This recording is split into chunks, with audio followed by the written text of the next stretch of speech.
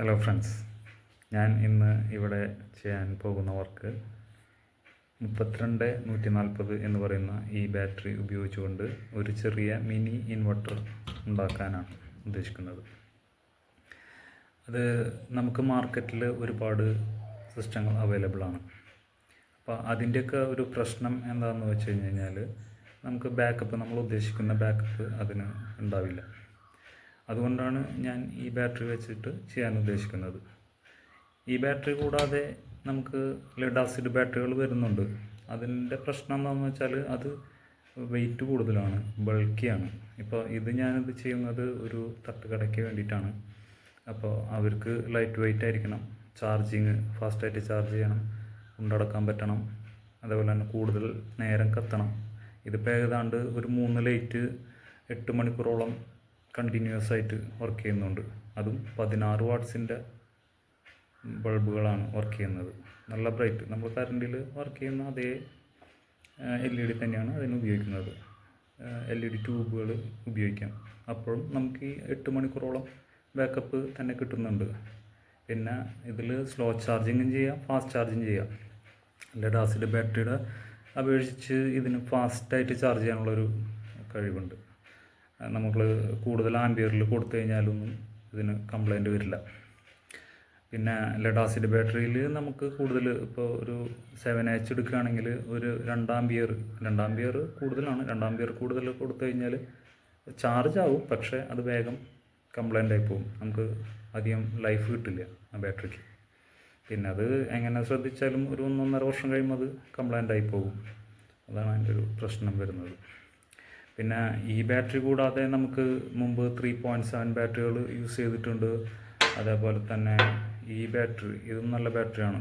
ഇതും 6H ആണ് വരുന്നത്. നല്ല ബാറ്ററിയാണ്. ഇത് നല്ല ബാക്കപ്പ് കിട്ടുന്നതാണ്. ഇത് കൂടാതെ നമുക്ക് പോളിമർ ബാറ്ററികൾ വരുന്നുണ്ട്. ഇത് നല്ല ബാക്കപ്പാണ്, നല്ലോണം സമയം വർക്ക് ചെയ്ത്. പക്ഷേ ഇതുകൊണ്ട് ഇതിൻ്റെ വലുതും ഇത് പല സൈസിൽ കിട്ടുന്നതാണ്. പക്ഷേ ഇതിൻ്റെ പ്രശ്നം എന്ന് വെച്ചാൽ ഇത് വീർത്ത് പോകും. കുറച്ച് നാൾ കഴിയുമ്പോൾ അതുണ്ടോ വീർത്ത് പോകും. കറക്റ്റ് ചാർജിങ് ആയിരിക്കണം. കറക്റ്റ് ചാർജിങ് കൊടുത്താലും ഇത് കംപ്ലൈൻ്റ് ആവും കുറച്ച് നാൾ കഴിയുമ്പോൾ. ഇതിൻ്റെ പ്രശ്നം അതാണ്. പിന്നെ നമുക്ക് പ്രിസ്മാറ്റിക് സെല്ലുകൾ വരുന്നുണ്ട്. പ്രിസ്മാറ്റിക് ആകുമ്പോൾ നല്ല ചാർജ് ഇൻറ്റൻസിറ്റിയാണ്, ഒരുപാട് നാൾ വർക്ക് ചെയ്യും. കറക്റ്റ് ചാർജിങ് കൊടുത്താൽ ഒരുപാട്. പക്ഷേ നമുക്കത് വില കൂടുതലാണ്. പിന്നെ ഇതിൻ്റെ ആവശ്യമില്ല, അത്രയും കോസ്റ്റ്ലി ആക്കേണ്ട കാര്യമില്ല. നമുക്ക് ജസ്റ്റ് ഇപ്പോൾ ഈ ബാറ്ററി വെച്ചിട്ടാണെങ്കിൽ നല്ല രീതിയിൽ തന്നെ അത് ഓടുന്നുണ്ട്. നമ്മളിത് ടെസ്റ്റ് ചെയ്ത് ഓക്കെയാണ്. സംഭവം നല്ല പക്കാ റിസൾട്ടാണ് കിട്ടുന്നത്. വേറെ കംപ്ലൈൻറ്റും കാര്യങ്ങളൊന്നുമില്ല. അപ്പോൾ ഇതിന് വേണ്ടിയിട്ട് ഉള്ള സാധനങ്ങളാണ് ഇനി നമ്മൾ നോക്കാൻ പോകുന്നത്. അതിനായി നമ്മൾ ഇത് ഡയറക്റ്റ് കൊടുക്കല്ല കേട്ടോ. ഇത് നമ്മൾ ഈ ബാറ്ററീനെ സീരീസ് ചെയ്തിട്ട് 12 വോൾട്ട് ആക്കിയിട്ടാണ് കൊടുക്കുന്നത്. 12 കൂടുതലുണ്ടാവും വോൾട്ടേജ്. പിന്നെ അതിന് നമ്മൾ BMS ഉപയോഗിക്കുന്നുണ്ട്. BMS ബോർഡ് ഉപയോഗിച്ചിട്ടാണ് നമ്മൾ ഈ ബാറ്ററി ചെയ്യുന്നത്. അപ്പോൾ അതിൻ്റെ ഗുണം എന്താണെന്ന് വെച്ച് കഴിഞ്ഞാൽ ഓവർലോഡ്, ഷോർട്ട് സർക്യൂട്ട് അങ്ങനത്തെ കാര്യങ്ങളൊക്കെ, അതിന് പ്രൊട്ടക്ഷൻ, അതേപോലെ ബാറ്ററി വല്ലാണ്ട് ഡിസ്ചാർജ് ആയി പോവുക, ഓവറായിട്ട് ചാർജ് ചെയ്യുക, അതിൽ നിന്നൊക്കെ ഇതിന് പ്രൊട്ടക്ഷൻ കൊടുക്കും. ഈ ബാറ്ററിനെ പ്രൊട്ടക്റ്റ് ചെയ്തോളും, വേറെ പ്രശ്നങ്ങളൊന്നുമില്ല.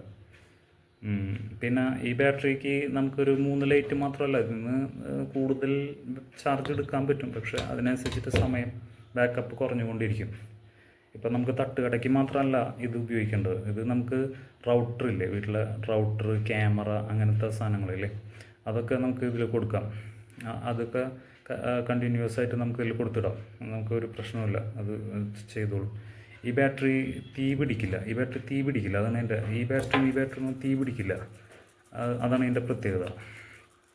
ചൂടാവും, പക്ഷെ തീ പിടിക്കില്ല. അങ്ങനൊരു പ്രത്യേകത ഉണ്ട്. ഇതിന് വേണ്ട സാധനങ്ങൾ എന്താണെന്ന് നമുക്ക് നോക്കാം. ഈ ബോക്സിലാണ് സാധനങ്ങൾ വന്നിരിക്കുന്നത്. നമുക്ക് ഈ ബോക്സ് തുറന്ന് നോക്കാം. ഇതിൽ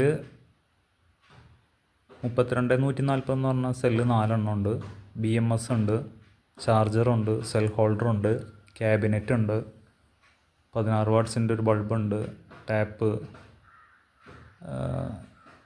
അങ്ങനെ മുതലായ സാധനങ്ങളൊക്കെയാണ്. പിന്നെ ഇതിന് അസംബ്ലിങ് ചെയ്യാനുള്ള സാധനങ്ങളും ഉണ്ട്. ഇതാണ് BMS, അതിൻ്റെ ചാർജർ ഓട്ടോമാറ്റിക് ചാർജറാണ്, സെൽ ഹോൾഡർ.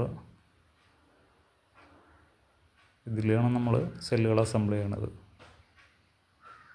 പിന്നെ സ്വിച്ചും ബൾബ്, പിന്നെ ഒരു ഇൻവെർട്ടർ യൂസ് ചെയ്യുന്നുണ്ട് ഇതിനകത്ത്. 100 വാട്ട്സിൽ താഴെ ലോഡ് ചെയ്യാൻ പറ്റിയ ഒരു ഇൻവെർട്ടർ യൂസ് ചെയ്യുന്നുണ്ട്. ആദ്യം നമ്മൾ ഈ സെല്ലുകൾ ഈ ഹോൾഡറിൽ ഫിക്സ് ചെയ്യണം. ഇത് സെല്ലുകൾ ഹോൾഡറിൽ ഫിക്സ് ചെയ്തിട്ടുള്ള, അതിനുശേഷം നമ്മൾ നെഗറ്റീവ് നിന്നാണ് തുടങ്ങേണ്ടത്. Negative wire 4 വയറുണ്ടാവും. 4 വയർ നെഗറ്റീവ് 1, 2, 3 അങ്ങനെ ലാസ്റ്റ് പോസിറ്റീവ് വരുന്ന രീതിയിലാണ് BMSൻ്റെ വയറിങ് ചെയ്യേണ്ടത്. പിന്നെ ലാസ്റ്റ് നെഗറ്റീവിൽ നിന്നാണ് നമ്മൾ ഇൻവെർട്ടറിലേക്ക് കണക്ഷൻ കൊടുക്കുന്നത്. പോസിറ്റീവ് നേരിട്ട് ഔട്ട്പുട്ടായിട്ട് യൂസ് ചെയ്യാൻ പറ്റും. ഇൻവെർട്ടറിൻ്റെ പോസിറ്റീവിലേക്കും ചാർജിങ്ങിലേക്കും കൊടുത്ത് യൂസ് ചെയ്യാൻ പറ്റും. ഇതാണ് ഫൈനലായിട്ടുള്ള ഔട്ട്പുട്ട്. ഇതിൽ നമ്മൾ കളർ ട്യൂബാണ് കൊടുത്തേക്കുന്നത്. അത് 220 വാട്ടാണ്, 230 വോൾട്ട്. പിന്നെ ഒരു 230 വാട്ടിൻ്റെ 16 വാട്ടിൻ്റെ ബൾബും കൊടുത്തിട്ടുണ്ട്. അതിന് പ്ലഗ്, മെയിൽ ആൻഡ് ഫീമെയിൽ പ്ലഗ്ഗാണ്. വീട്ടിൽ കൊണ്ടുപോയിട്ടാണ് ചാർജ് ചെയ്യണം. അപ്പോൾ ഊരി എടുക്കണം, എല്ലാ ദിവസവും ഊരി എടുക്കണം, കൊണ്ടുപോയി കുത്തണം. പിന്നെ ഇതിൻ്റെ ചാർജിങ് നമുക്ക് ഫാസ്റ്റ് ചാർജിങ് ചെയ്യാം, സ്ലോ ചാർജിങ് ചെയ്യാം. ഇപ്പോൾ ഇതിൽ സ്ലോ ചാർജിങ് ആണ് ഉപയോഗിച്ചിട്ടുള്ളത്. ഫാസ്റ്റ് ചാർജിങ് വേണമെങ്കിൽ അതും ചെയ്യാം, 1 മണിക്കൂർ കൊണ്ട് ചാർജ് ആവും. ഫാസ്റ്റ് ചാർജിങ് ചെയ്യാമെന്ന് പറഞ്ഞെങ്കിലും അവർക്ക് ചാർജറിൻ്റെ റേറ്റ് കേട്ടപ്പോൾ അത് വേണ്ടാന്ന് പറഞ്ഞു. ഇപ്പോൾ സ്ലോ ചാർജിങ് ആണ്, കുഴപ്പമില്ല, കുറച്ച് സമയം കൂടുതൽ ചാർജ് ചെയ്യണമെന്നുള്ളൂ.